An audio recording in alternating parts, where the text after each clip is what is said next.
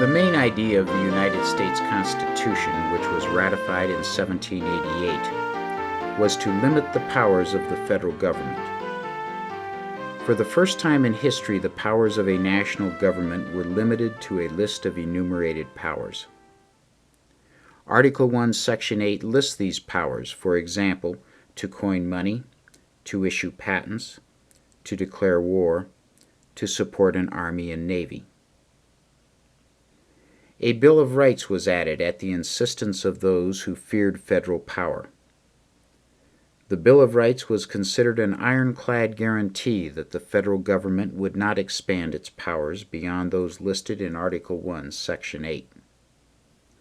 The 10th Amendment in the Bill of Rights provides that any powers not specifically delegated to the United States are reserved to the states and to the people. Limiting the powers of the federal government to a list of specific powers is known as the Doctrine of Enumerated Powers. By limiting the powers of the federal and state governments, the Founding Fathers created the freest and most capitalistic country to ever exist in the world. Many Americans do not realize what a radical idea the Constitution was.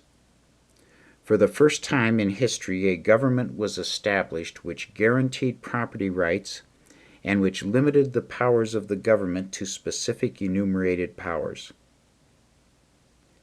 The economic results of creating the world's freest country would transform the world. Inventions in the fields of agriculture, manufacturing, transportation, communication, and medicine would increase the wealth and productivity of the world more than all the inventions in prior history. For 150 years, from 1788 to 1937, the Supreme Court limited the powers of the federal government to those enumerated in the Constitution. The 10th Amendment was enforced as written and as originally intended, reserving all powers not specifically granted to the federal government to the states and to the people.